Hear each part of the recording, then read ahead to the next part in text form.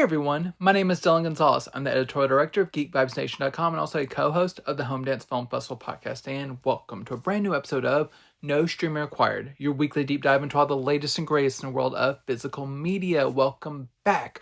We have another terrific show for you this week. Tons of titles I'm excited to dig into. We will once again be exploring the Warner Archive. We'll be talking about some Hanna-Barbera shows, another 4K from them, some great classics, along with some non-Warner Archive titles, including stuff from Universal, Altered Innocence, an array of titles from Arrow Video. So many things to dig into. So I'll do just that right now, starting off with one of our biggest titles of the summer. It is from Universal. It is the 4K Ultra HD debut of Jurassic World Rebirth. This was one that I did not get to see in theaters. But I was curious about this because even though the Jurassic World movies for me have been a little bit hit or miss, especially the last installment we got from the Chris Pratt films, I still have faith that there can something that can be done with this franchise. And with Gareth Edwards stepping in as director, I had a little bit more hope for this one. And while it's still not perfect by any means, it is definitely, I think, the best Jurassic movie since the original trilogy. And holds no candle towards the original Jurassic Park. But it does offer a pretty fun time. The story itself, dumb as sin. It's ridiculous. There's so many plot holes and ridiculous scenarios and everything going on.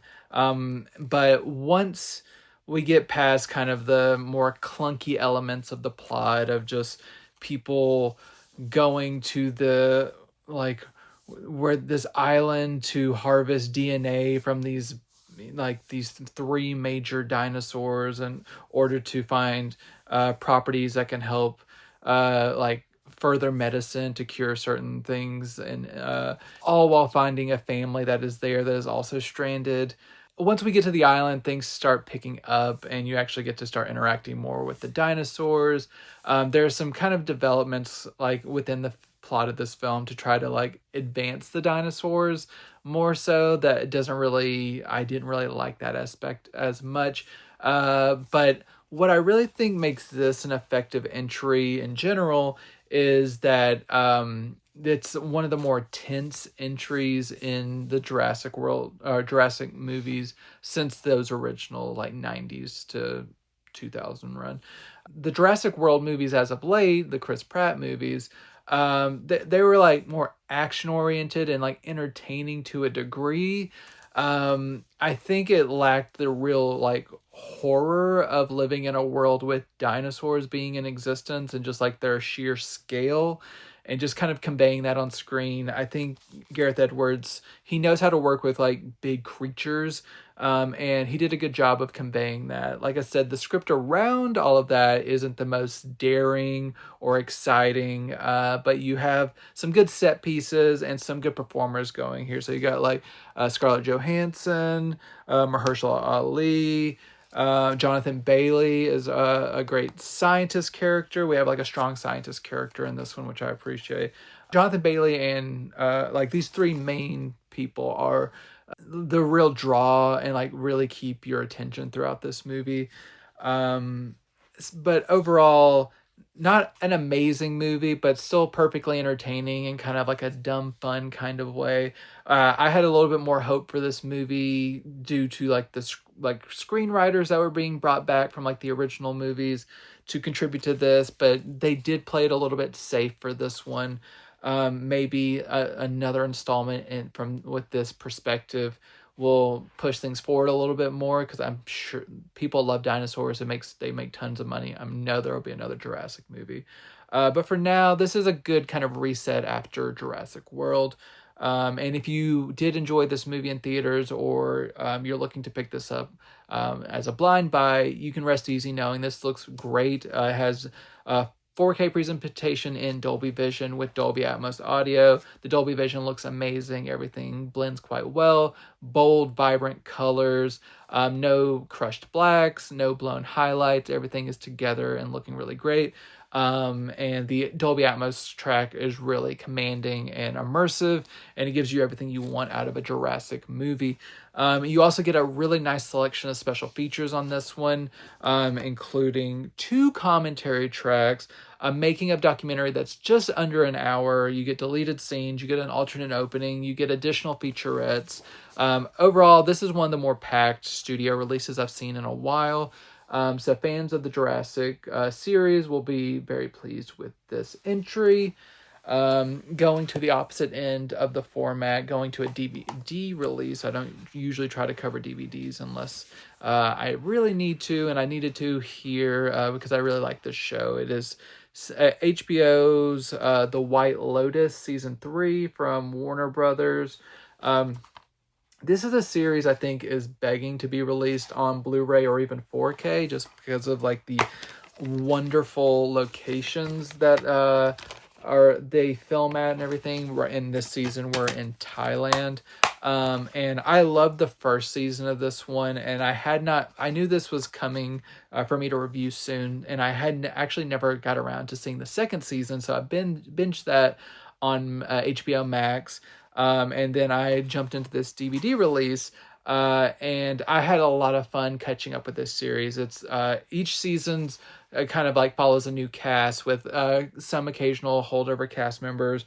So in like this season, we have Natasha Rothwell coming back from the first season, and there's some kind of threads from previous seasons that are carried over, but for the most part, you have a fresh new cast of guests at this upscale resort, and kind of the madness that ensues over these 8 episodes. So at the beginning of this season, you have the first episode. It's a cold open of you see like a shooting starting to occur, and then you go days in the past to figure out how they got to that point. The season usually starts with a dead body or two, and then you kind of go back and see how people got to that situation. And you have a really fantastic cast here. You have Jason Isaacs, you have Walton Goggins, you got Parker Posey, you got so many people. Patrick Schwarzenegger, who plays like a perfectly punchable dude in like the perfect way. He's really great in this role. Michelle Monaghan, Queen Carrie Coon, our physical media queen. Really great cast, and they're all a lot of fun here, just seeing all these character dynamics and how Mike White, the creator, continues to skewer kind of like kind of class dynamics and different cultural norms and everything, and tries to really it's a really good satire that really hits the mark. And 8 episodes here. It's the longest season yet, but I don't think anything felt too bloated or anything. I was riveted the whole time, and I think this is a really strong season of the series. Really glad to have it on physical media in my collection. For if I ever do get rid of HBO Max, I know I can watch it and not have to worry about it.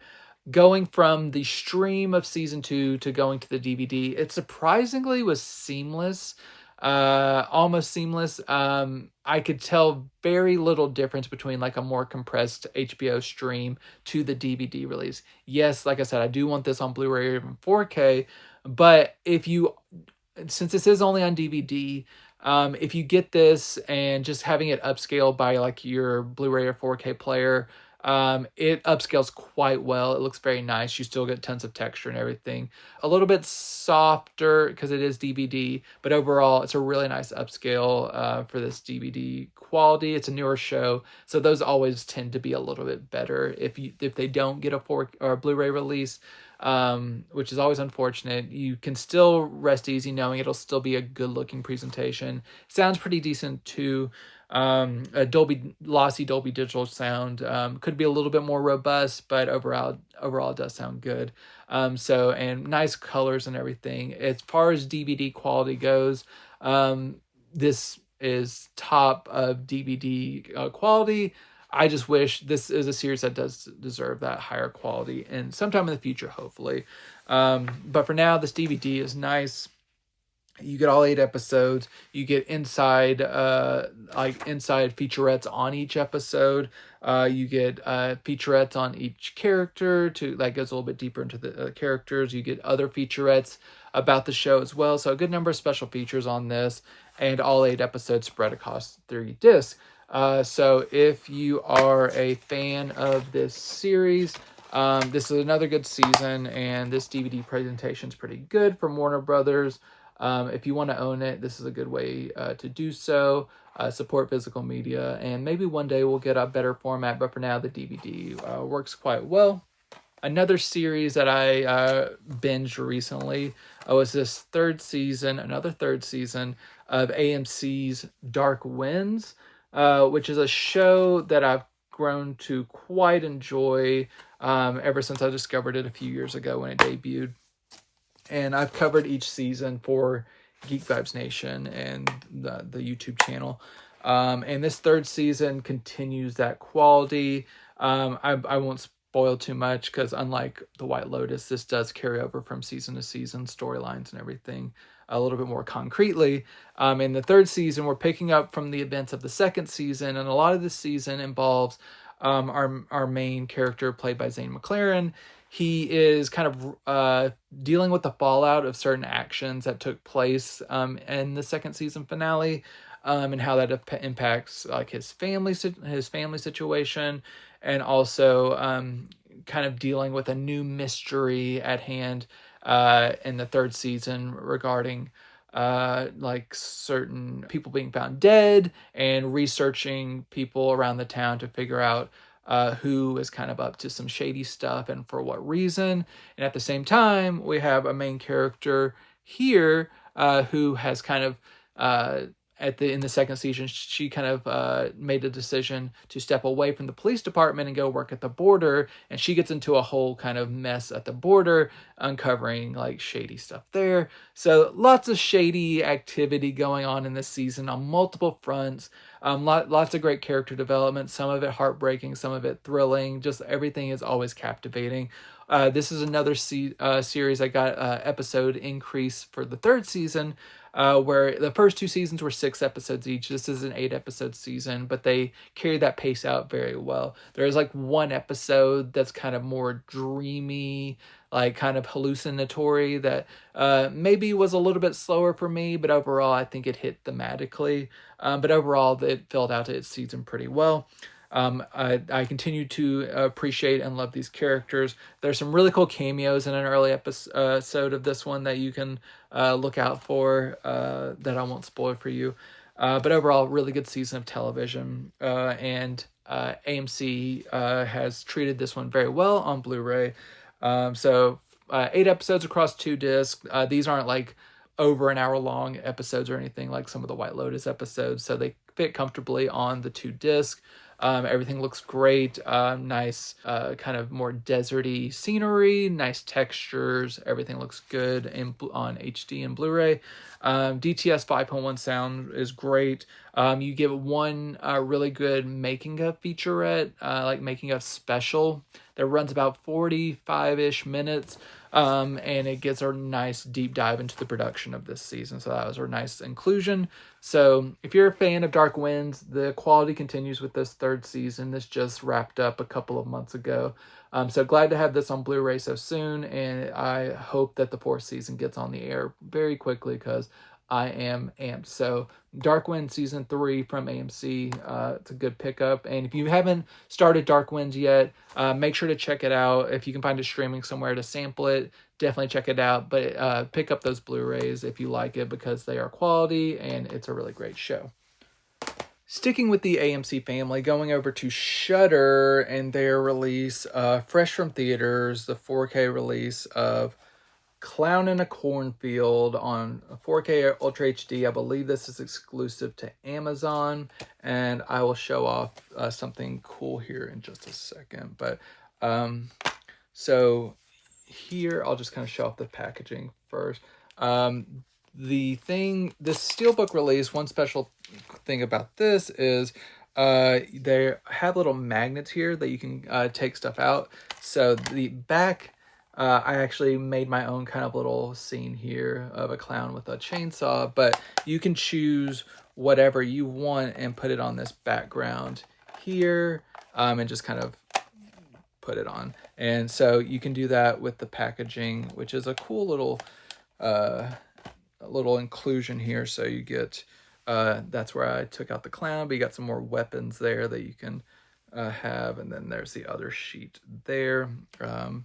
And then I'll show the inside of the steelbook without all that in there. So I'll take the disc out for you real quick so you can see the full spread. But Clown in Cornfield is based off a pretty popular book series, which I've never read, but I've heard really good things about. And I'd heard some solid notices about this whenever it debuted at South by Southwest earlier this year, and then debuted in theaters in May. So now finally getting to see it for myself. We have a pretty cool take on like the slasher franchise. The title itself evokes something very kind of like cheap or grindhousey, and it's not exactly that. It is the story of a girl and her father who moved to a small town that has kind of a history of like just kind of like small town lore that they come to find out about. And they had this factory in town that had a clown mascot, but the factory has since been shut down. And now they some clown related deaths start to occur, and there's some twists and turns throughout that kind of it takes some interesting diversions and stuff. It's not, I wouldn't say it's your typical slasher for sure, but the way they kind of go down different avenues and the kind of deeper explanation behind what is happening, I think is very interesting. And like I said, this is a book series, so I know there's potential for additional movies, so I'd be interested to see how they would expand this world out. But for what it is, I think it's a solid kind of slasher, a little bit of a comedy element to it, a little bit, some nice gory kills and everything. It's just a fun time. It's just like a really good like horror entry for this time of year as we're getting closer into spooky season. Of course, I start like September 1st. Like we have our like Halloween decorations up, everything. So we're like fully in that mindset. So that's when I like the first day of September is when I popped this one on. And I think it really kind of kicked off the season, our household, pretty well. And so, yeah, if you are interested in this movie, it is good. I can vouch for the good reviews. It's fun. You can get this 4K release that typical of like Shudder RLJ 4K releases. This is in SDR. There is no high dynamic range HDR or Dolby Vision or anything like that. SDR in 4K, it looks really good. The encoding's nice and solid. No crushed blacks, no blown highlights, really good textures and like the cornfields and everything like that. But if you those looking for an HDR presentation, will be a little bit disappointed by that. And 5.1 audio sounds really good and solid. And you do get some special features on here, so it's not like a bare bones affair or anything. So you get a commentary track and it's a trailer and stuff. So if you're interested in this, it's a good release from Shudder and everything. I had a lot of fun with this. I think you will too. So check it out if you're interested. I like the steelbook and all the accoutrements with it. It's a really nice release from Shudder. But if you want a really stacked release, we're going to go over to our friends at Arrow Video for a couple of titles. First one, sticking in the horror realm, the eagerly anticipated Creepshow 2. This is a stacked release from Arrow Video. This case design was interesting to me because they haven't used this type of chipboard box in a while without the slipcover and the J-card situation. So you have that here. So I haven't seen this packaging from Arrow in a while, but I'm glad to see them keeping this going. So here is one of the reversible cover arts. The other side of this looks pretty much exactly like this, but it's purple. But I'll hold off on showing that just for brevity's sake. You get the 4K disc only, and a booklet here. Nice booklet that's similar to that. There's a version of the Creeper, which is one of kind of a little bit of my complaints about this movie. I didn't like how in this version of the movie you have like either an animated or makeup Creeper compared to the first, more in my opinion, iconic version. But other than that, I think this is a fairly worthy sequel to Creepshow. It is an anthology film. Of course, there are segments that are better than the other. This is kind of the included comic book reprint that's really cool as well. You have some segments, like the first one dealing with like a Native American statue coming to life, which can be there's some issues, probably like cultural appropriation issues, but beyond that, it's a pretty decent tale. The oil slick and the pond, the raft kind of segment, is probably the most iconic from this movie, and it's a really good tale. Besides just a random case of sexual assault that kind of gets thrown in there for just out of nowhere. So that kind of like, I thought that was kind of sucked whenever I watched this for the first time, like maybe a year or two ago, and then watching it again, I still thought it just unnecessary. But otherwise, a pretty good short. And then the last kind of more main short with a woman who is having an affair and then ends up getting into a hit and run that really becomes to haunt her near the end of the film, and how that kind of works out. I don't think this is anywhere near as good as the first Creepshow, but this is pretty good overall. I just think the first Creepshow is on such a higher level that it's kind of hard to match it. I've heard that Creepshow 3, which I haven't seen, is utter garbage, so I'm glad that this one at least like is still good. And I was glad to revisit it fairly soon after watching the first for the first time in recent years. And this is a really good presentation of it because we now got this on 4K. This is a new 4K restoration from the 35mm original camera negative. The first released from Arrow Video, I believe in 2015 or so. There were issues with that one involving like misframing and everything. That's been fixed on this new release. That release was from like a 2K source. This is from a 4K source. They went back, given it Dolby Vision presentation. Everything looks fantastic. It's a really sumptuous presentation. Natural film grain is intact. Really, really nice textures, and like the fixed framing, like I mentioned. The colors are deep, nuanced. Everything that I think fans want from this presentation, Arrow delivers. You get 3 different audio tracks. You get the mono, a stereo track, and a 5.1 track. So no matter what your audio preferences are, you have like a suite of options that you can choose from, and all of them sound really good.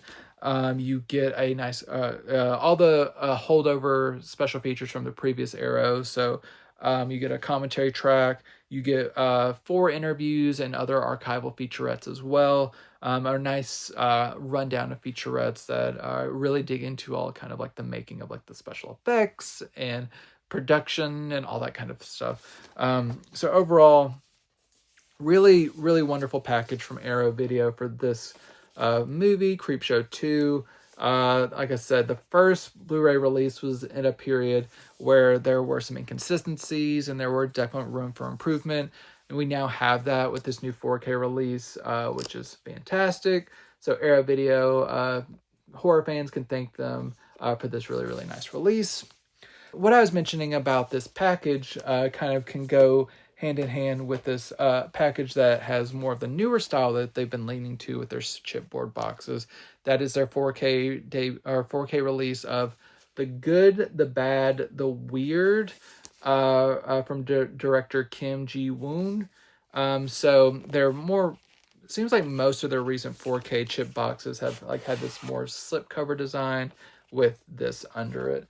I don't really have much of a preference between the two, which whatever they want to do. It's just interesting to see that kind of one-off with Creepshow too. So I was surprised this got like the full chipboard presentation, but I'm not mad at it. The reversible art is here. So the artwork on the other side just looks like this.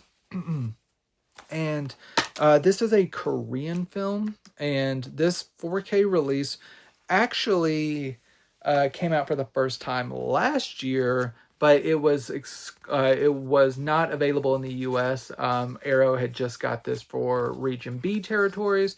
So I'm glad that they were able to work out the rights issues to bring it to the U.S. this year. And I was very happy for my patience, and I didn't import this, and I could get the U.S. release. So this is a stacked release. So I just showed off the 4K. We got the unfoldable poster in here of this movie from the director of such movies as like A Tale of Two Sisters, which was probably one of the first like international films I bought on DVD back in the day. And so it's interesting to see more from that filmmaker. And this was a fun movie. It's a period like Western. You know how the Italians have spaghetti Westerns? This is described as a kimchi Western. So it's a Korean film set in Manchuria, I believe. And it involves a trio of people who at the beginning of the film are involved in kind of like a train heist, in which each of them are looking for different things, but basically what is kind of central to the plot is this kind of map that is supposed to lead to like a very valuable item, and how each of these people are interacting with one another, and it involves different factions, including like Korean freedom fighters and all kinds of like people with kind of grudges, like who hold or like have been wronged by each other, that you kind of get to learn more of that backstory as the film goes along. And there's big action set pieces as you get near the end. There are cannons, there's gunfire, there are limbs chopped off, there are people stabbed. This is a big movie. There's a DTS 7.1 presentation that sounds momentous. I had my wife kind of texting me, just being like, "What are you watching? It sounds like things are exploding in there." And I got to tell her that I was watching this one, and it's a lot of fun. Big movie. There are two versions of this to watch in here. There is the Korean version and the international version. The Korean version, I think, runs about 15 minutes longer, but these are available via seamless branching. I think the Korean version adds a little bit more material in terms of the Korean freedom fighter plot line. That's the one that I did watch, and it played perfectly. But there's some really great performers in here, and including Song Kang-ho from Parasite. We have Jeon Woo-sung, and we have Lee Byung-hun from A Bittersweet Life. So yeah, really fun movie. Big action set pieces, great kind of subversions of like Western iconography through this kind of lens, like this Eastern lens. Really good time. And if you're kind of looking for a different take on a Western, and just the good, the bad, and the weird, it's a great time. But then this 4K release is really nice. You got this 4K, it's been restored in 4K. I believe this is from a digital intermediate, so it is an upscale, so I don't think it's like a perfect presentation, but it still looks very good for what the source can be. Some things look a little bit kind of touched up and managed in some regards, but overall it's a pretty pleasing looking presentation, full of plenty of textures, and like on the clothing and kind of the backgrounds of like the landscapes, all that kind of stuff. And the Dolby Vision, cooked up by Fidelity in Motion, who also did the encoding. It looks really good, and kind of like gets some rich nuances out of the colors and everything that's on display, and everything's been presented as perfectly as the source will allow. So no black crush, no encoding issues. Everything looks really, really nice. The 4K disc itself is not over like whelmed with special features to bring down the encoding thing. There's just like some commentary tracks. There's 3 commentary tracks and an intro from the director. But then they have a whole second disc for special features, which includes some interviews and some a bunch of archival extras that have been carried over. One thing I want to put out there that I actually don't know 100% the answer to this is a U.S. release of The Good, the Bad, and the Weird. As I mentioned, it was released last year overseas. There are laws in the UK where you cannot show horse falls just for like animal cruelty reasons. So that release kind of eliminated like 5 seconds or so of footage from that release. I don't know the timestamps of that to check on this release, but what I can report is I did see shots of horses falling, so I have to assume that this is the fully uncut version. If I'm wrong, please yell at me. Let me know in the comments I'm wrong. But I very, very much suspect that this is the full uncut version for the US market, because we just don't have those kind of censorship laws. But either way, really good release from Arrow Video. Glad this did get a US release, because I think the people that I know hold the license for the US, I don't think they ever would have put out a package as good as this one. As much as I love them, I don't think they would. So glad to get this Arrow version, easily available in the US. So if you're a fan of Korean cinema, or you're looking to get into Korean cinema, this is very accessible and very entertaining. So make sure to check this out from Arrow Video. They put a really, really nice package together for the good, the bad, the weird. Just to note, it's not the good, the bad, and the weird. It's the good, the bad, the weird. No and. So check it out. Sticking with Arrow, but going from Korean cinema to Japanese cinema, we have the epic blockbuster tale, in terms of this era at least, Proof of the Man.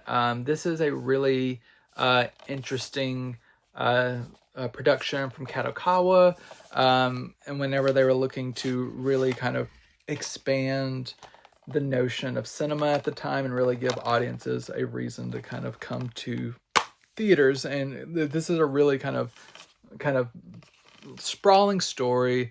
It's kind of a mystery. At the beginning of the film, you have the reversible cards, the same reversal cover art's the same as the slipcover.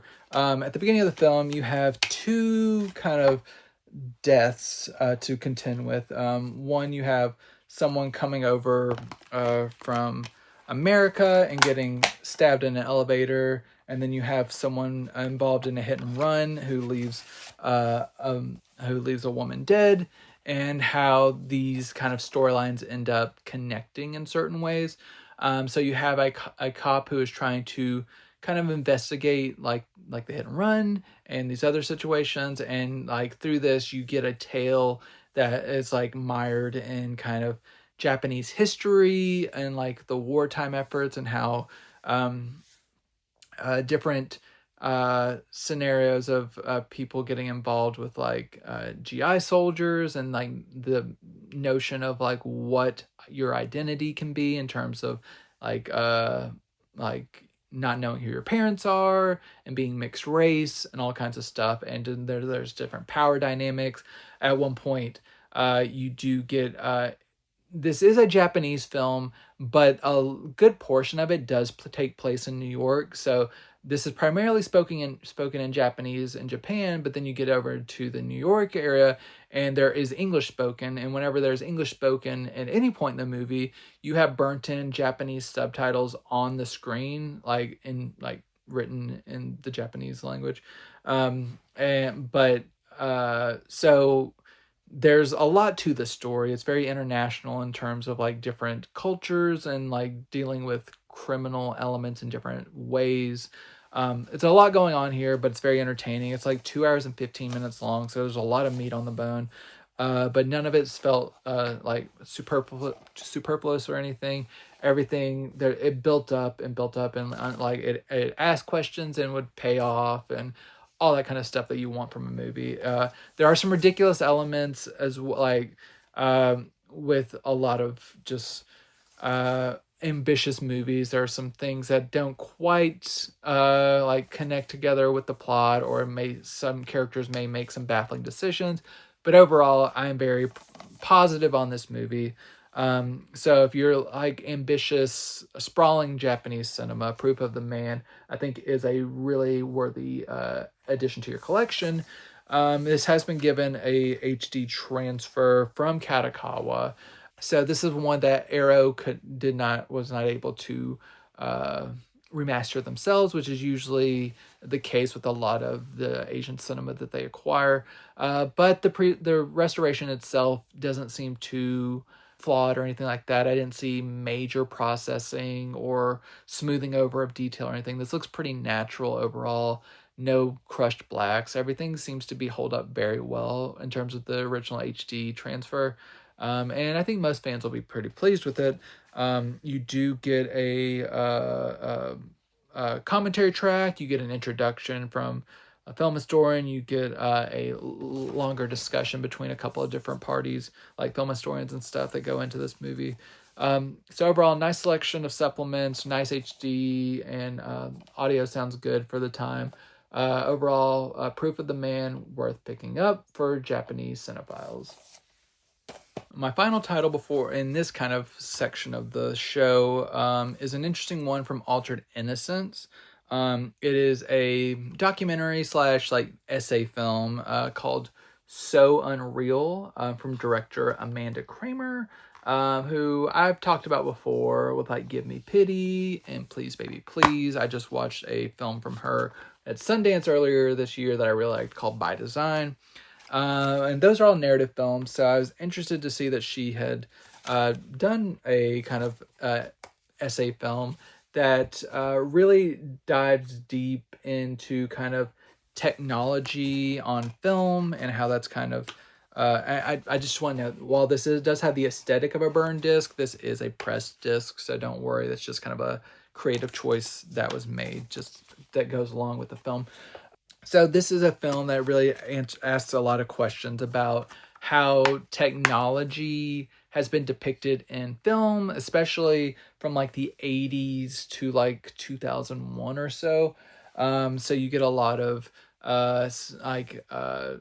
digging into stuff like The Terminator, Lawnmower Man, Videodrome, The Matrix, Existence, Hackers, The Net. There's lots of movies here that you get to see clips from, and there are this is all kind of tied together in chapter form through narration from Debbie Harry, who's the lead singer of Blondie, but also is a featured star in Videodrome. So she has that kind of connection to this material while taking Amanda Kramer's thoughts on these kind of larger questions in terms of like our perception of technology, how it's been shaped by film, and it really deals with stuff with artificial intelligence, and like hacking, and just like how online culture basically impacts our brains and everything.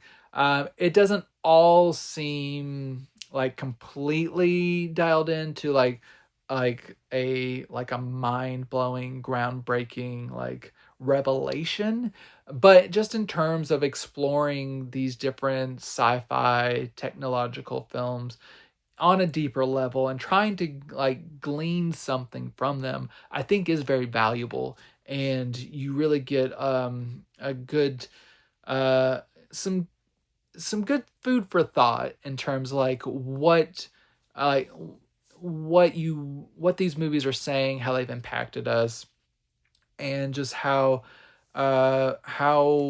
we reckon with technology in the current day. And also, you also get a large list of movies. If there's, it's possible you've seen every movie in here, but there's movies in here that I have not seen, and I built a nice watch list while going along, just like from things that were discussed. I'm just like, okay, I hadn't gotten this one yet, or I haven't seen this, so like let me add that to the list. So there's a lot of stuff to discover in here. There's a lot of things to chew on. There's a lot of things to discuss afterwards if you watch this with somebody. I think it's a really, really cool essay film. And Amanda Kramer, she's a very interesting artist. And so just seeing just her particular point of view on this topic was fantastic. So it's a really cool release from Altered Innocence. They've done a really nice job. Due to the nature of this film with tons of clips and all kinds of graphics and everything, the presentation I think is about as good as it can be. Some of the clips that are sourced are not like crystal clear, but in terms of how these looked for the source of which it was sourced from, everything looks pretty good. And I think it's within like kind of a reasonable expectations of what this should be looking like aesthetically, and it holds up pretty well. Sound is good as well.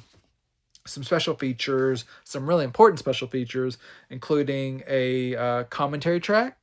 You get a conversation between Amanda Kramer and Debbie Harry at a film festival that runs about 63 minutes. So very meaty, very lengthy, with just like Amanda Kramer talking to Debbie Harry and asking her questions that are go a little bit deeper than kind of some of like the more surface level questions that she may have been asked previously. But one thing I think is one of the coolest aspects about this disc is you get a whole other movie on this as a supplement. You get another documentary called Silk. It is a hour and a half long feature documentary about the music label that provided a lot of the music in this film, and just kind of getting a little bit of extra insight into this music label. So it was a fun discovery because I hadn't looked deeply into the special feature. So when I started to look, I was like, oh, this is a whole ass other movie on this disc. And without kind of compromising the AV quality or bumping up the price. So that's just like getting free money. It's great. This Blu-ray presentation of So Unreal is fantastic. Nice and nice value, nice enrichment for your mind. So Unreal, good release from Altered Innocence. I always like what they do, but this one is really cool, especially. But now is when we start to explore the Warner Archive, and we have some cool releases this month that just ended from August. We have the 4K release, the domestic debut on 4K of the original Get Carter with Michael Caine. This is, I think, only the third 4K to come out from the Warner Archive since they started introducing them at the end of last year, after The Searchers and High Society. This is a movie that had actually come out on 4K before from the BFI a few years ago. So this is using that same restoration, but Warner has ported this over. And this has a fidelity in motion encode. So they encoded, David Mackenzie encoded the original BFI disc. So this probably looks pretty similar. But it's good to not have to import this. You have a more kind of like compact and economical for Americans release of this one from one of the best labels in America, the Warner Archive.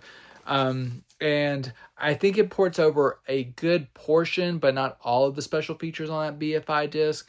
But if you just want the movie in great quality, you are golden here. This is Michael Caine, and kind of a real pivotal role for him, where he's playing a gangster kind of character who is comes back to town after his brother is killed and is trying to figure out why he died, if he was killed, and who was behind it, and just kind of going through a labyrinth process of what happened. And there's a lot of revelations.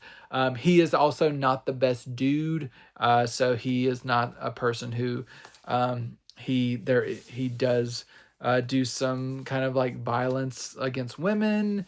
He's like an anti-hero, but you do want him to get to the bottom of things, but he's not coming through unscathed morally by any stretch of the imagination. But Michael Caine does a fantastic job along with an ensemble that very natural, very grounded representations throughout this whole movie of characters that he's interacting with. So Get Carter. I hadn't seen this one before, but it's been regarded as a classic, and I think it kind of lived up to those expectations. And getting this on 4K is fantastic, because I had not imported that previous BFI 4K, but this 4K restoration from the BFI is in Dolby Vision. You have the original, I believe, mono audio track. It sounds good. Dolby Vision looks fantastic. The restoration from BFI is pretty much flawless. This is just as like top tier 4K release, in my opinion. You do get a commentary track. You get an introduction. You get a 60-minute conversation. You get some interviews. Lots of good stuff on here. And one thing I want to note, I believe the BFI disc is only the 4K disc. You get a Blu-ray disc in here in this package that is also from the same new master.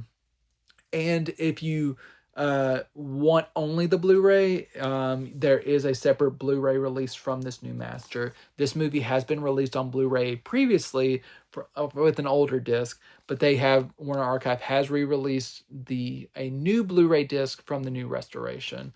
But for only a few dollars more, I think you owe it to yourself to get the 4K disc, just a future proof, and you also get the Blu-ray disc included. So, but either way, Get Carter. Good 4K release, fantastic 4K release, and definitely worth adding to your collection if you're a fan, or if you just like gritty crime dramas. This one I think hits pretty well.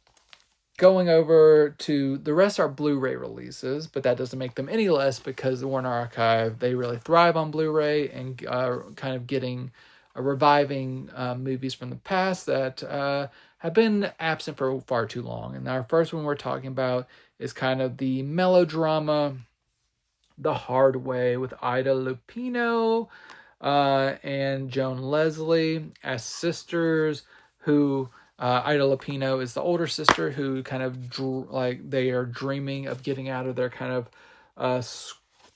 poor, kind of squalid situation.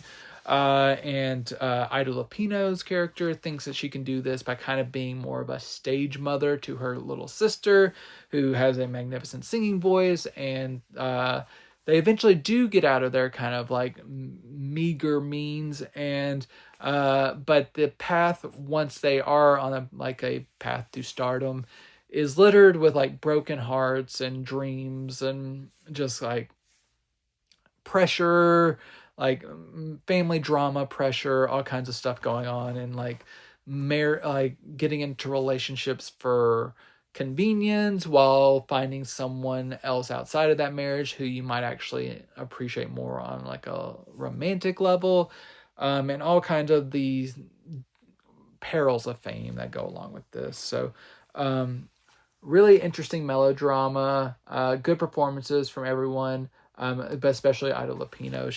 She's wonderful, and I always like seeing her and everything, and she's really good in this role. This has been given a 4K restoration from the original nitrate negative. It is a beauty of a release. It has been restored to perfection, basically. No nicks or scratches. Everything has been cleaned up, no flickering, everything's stabilized, no black crush. Great, just the contrast is perfectly dialed in.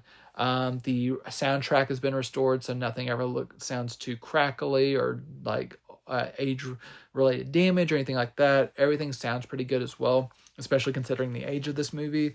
And there's some special features, including a radio broadcast. You get some short films and cartoons and stuff, and a trailer.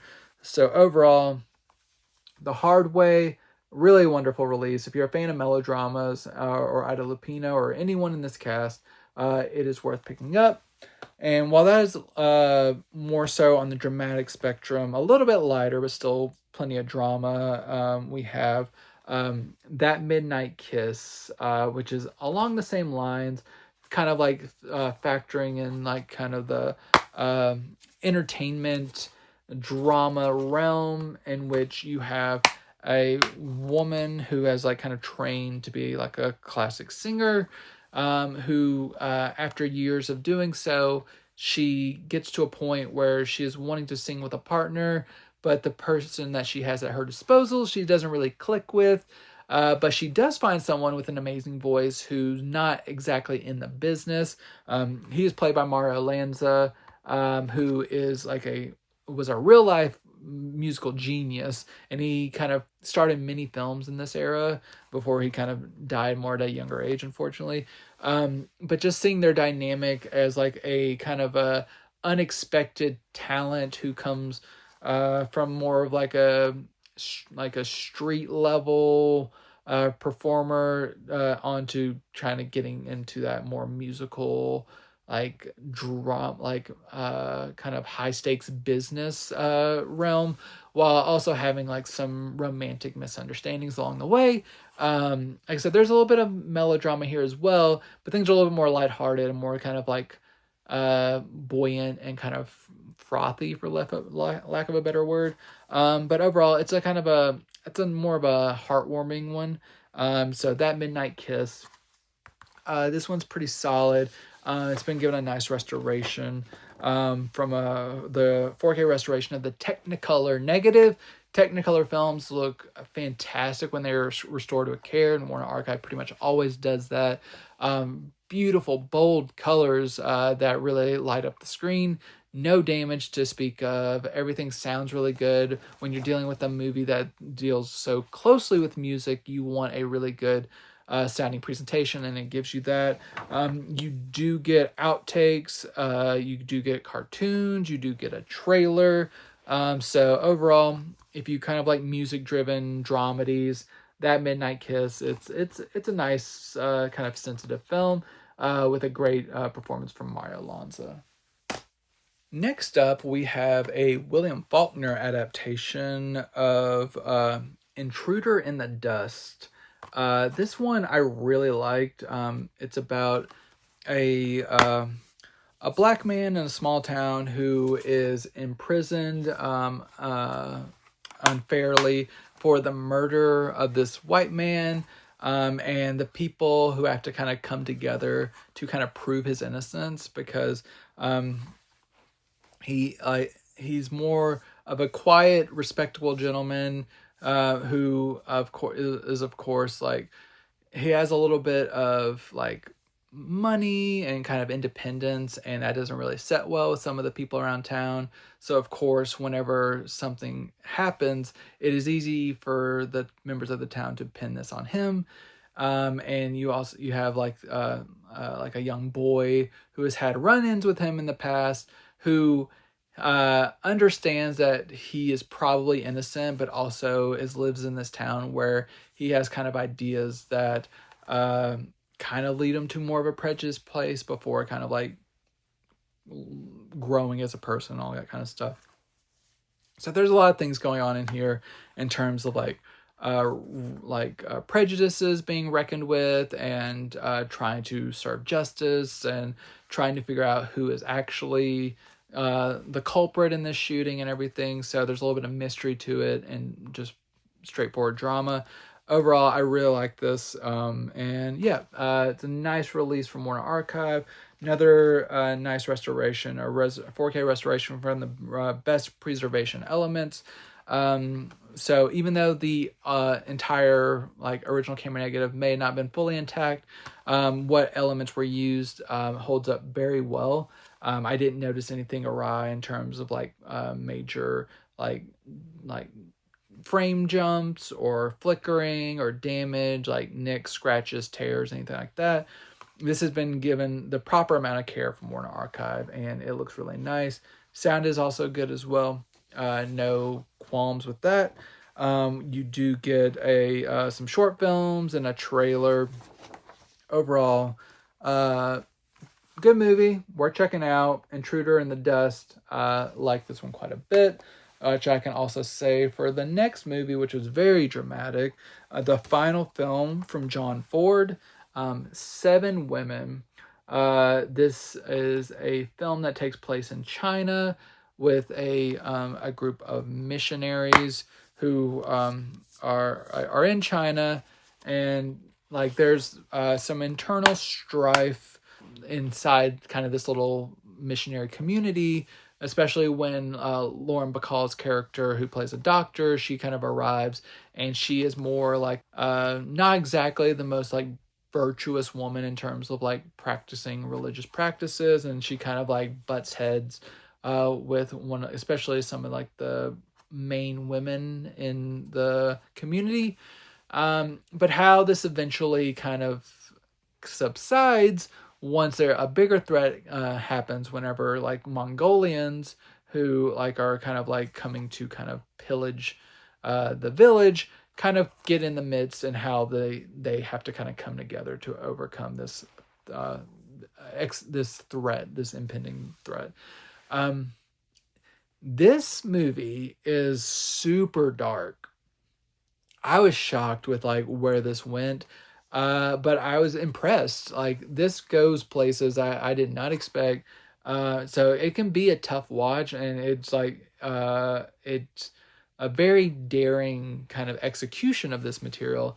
But I really liked it. I think it's a really cool farewell from John Ford, who was a man who was like made such rugged tales of men and like open spaces and westerns and stuff. And now you have a film primarily focusing on women. It's a more contained set. It kind of like gave him a little bit of more complexity in this kind of final like calling card for him that may not be like his absolute ultimate movie in his filmography, because he's made so many classics. But this one I think is underrated. So Seven Women I think is definitely worth having on your radar. Because lots of great performances, lots of like heart-wrenching, tense moments. It's just a very, very like fascinating movie, and very much worth checking out. You get a 4K restoration from the original camera negative. Looks terrific. I know I just keep saying that for all of these, but Warner Archives, they're one of the best in the game, and it looks really wonderful. You get sounds good as well. Get a cartoon and a trailer. Overall, Seven Women. One of the better like standout films for Warner Archive this month. I very much enjoyed it. My next two releases, I'm not going to dig into too much, because I have these are new collections, multi-film collections, that I have mostly reviewed pretty much all of these titles individually in the past on Geek Vibes Nation. So you feel free to look up any of these individual reviews at Geek Vibes Nation, but overall, I'll just want to give a quick spotlight of the Greta Garbo collection. So you have Nanachka, you have Anna Christie, Queen Christina, and Camille here. So these are all of the same disc as before, just in a nice shelf-friendly packaging that is a little bit more cost-effective. So you get 4 films from the great Greta Garbo in this one. They are all very pretty much dramatic period pieces for the most part. Ninotchka is one of the kind of more the outliers of this one in terms of it's more like comedic focused. This is the same disc that was released in 2015. This is one I think would be a great candidate for a 4K upgrade in the future. But for now, and this release from Warner Brothers being paired with these 3 Warner Archive releases here that have come out in recent years. It's a good insight into the incredible talents of Greta Garbo. Especially the Warner Archive releases, they are beauties. There's great special features, and I think Warner Brothers proper did a good job with Ninotchka originally. So overall, really nice release. If you're looking to get into Greta Garbo, you couldn't ask for a better way. It's a nice value and nice release for people who are very worried about their shelf space, which I always am. So good release from Warner Archive. Which is the same can be said for the next release, where we get even more films from the great Errol Flynn with the Errol Flynn collection. So The Adventures of Robin Hood, Seahawk, Santa Fe Trail, Edge of Darkness, Objective Burma, and Adventures of Don Juan. So most of these films, like 4, I believe, these films up to Santa Fe Trail, these have been released at least in the 2020s. The Seahawk, I believe, was 2018, 2017. And then Adventures of Robin Hood, that one goes all the way back to the original 2008 Blu-ray from Warner Brothers. So that is the one. I'm kind of surprised that they included this release, because I felt the next time we'd be seeing a release of Adventures of Robin Hood, that it was a very, very likely candidate for a 4K release from the Warner Archive line, because that original Adventures of Robin Hood disc is lacking in some respects, and I think this is one. It'd be a movie that's perfect for a 4K upgrade. It's like the disc is like over 15 years old. There have surely been there's been advances in the technology to kind of bump things up, and I would not be surprised to see it get a 4K release. But just in terms of having essential Errol Flynn films, this is a good kind of collection, and I understand why Robin Hood is here. But all the Warner Archive releases from these other 5 movies are terrific. You get a good mixture of swashbuckling period piece Errol Flynn with like Don Juan, Seahawk, and Robin Hood, and then you get wartime Errol Flynn with Objective Burma, Edge of Darkness, and Santa Fe Trail. So whether you're wanting swashbuckling or war, there's a lot of like dimension in Errol Flynn in this case. 6 films, very affordably priced, still nice shelf-friendly packaging. So if you only own like either none or just a couple of these films, it may be worth it just to get this whole set for value's sake. But Errol Flynn, he was a wonderful performer, notorious drunk, but wonderful performer. And this is a good release and encompassing all of his, or a good portion of his talents. There's many more Errol Flynn movies in the Warner Archive to check out as well. I just talked about They Died with Their Boots On, I believe, last month. But just if you're an Errol Flynn fan, you're in good spirits right now. But my dream release for this month's Warner Archive is from Hanna-Barbera. It is the new Blu-ray release of the Huckleberry Hound show. I love Hanna-Barbera releases. They make my day, and this release is so impressive. This has been sorely lacking on Blu-ray, because whenever this came out on DVD, we only got one release that so we got some of the early efforts from the Huckleberry Hound show, but Warner was never able to finish that off on DVD.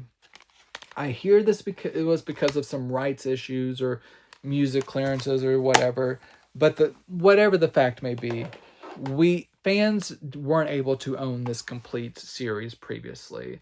But now Warner Archive has taken such pains to make sure that this series is presented in like the ideal form.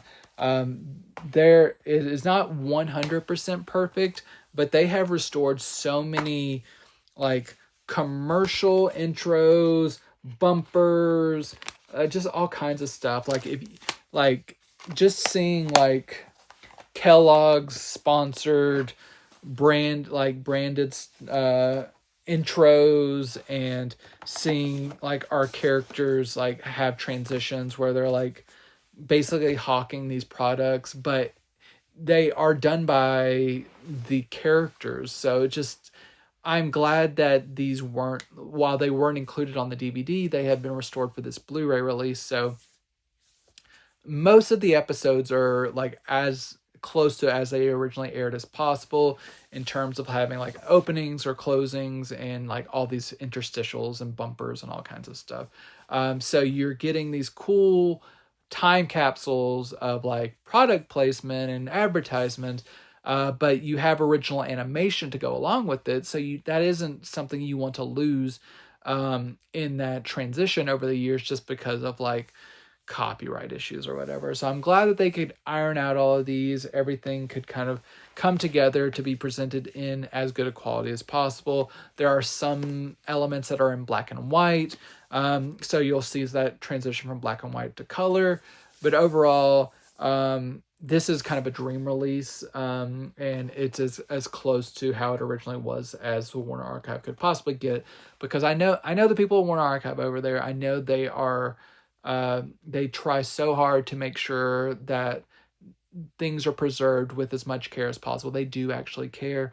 And just having this 11 disc set of Huckleberry Hound, they put a lot of care into this, and it's a wonderful release.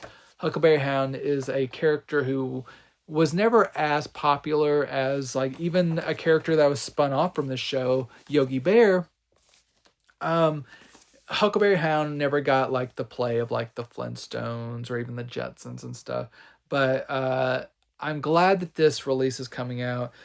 He's a funny Southern gentleman. He's kind of like talks slow, but he's very witty. He has lots of great, like the great thing about this structure is like there are sections to each show where you'll get like a segment from like the Yogi Bear. You'll get a segment from Huckleberry Hound. There are Pixie and Dixie, which are mouses who have a nemesis named Mr. Jinx. There, and then later there are other kind of replacements once Yogi gets his own show, and there's new kind of friends brought into the Huckleberry family. Just a wonderful show from Hanna-Barbera. It's a classic, and I'm not sure if fans ever expected such a like nice lavish release for this series, but they are getting, I think, just a really wonderful release. And it's been restored from the all 68 episodes have been restored from the original camera negatives. Everything looks really great in terms of lush colors, nice line detail, cleaning up all nicks and scratches and stuff. This is a beautiful release. You do get a couple of featurettes. It's not overloaded with special features, but you do get some featurettes carried over. So overall, this is like a highlight of the year for me, because I'm a big animation fan, and just what we've been getting this year, we are eating, and Huckleberry Hound is a highlight for that. So make sure to pick this up for any animation fan in your life. Warner Archive always impresses me, but they really showed up with this one. That is the end of my show. Thank you so much for watching. I hope you found something that interests you. There's a lot of really good things on the docket this month. So let me know in the comments section what interests you the most, what you might be picking up, what you want me to talk about more in the future. I'm happy to pick up and discuss anything you want to know about. I always appreciate anyone who engages with the show in terms of either liking, sharing this with anyone who shares a love of physical media with you, just subscribing to the channel to make sure you don't miss an episode. everything is appreciated and everything helps. I thank you so much for tuning in every week. I love interacting with you. I will be back again next week, but until that time, enjoy these movies.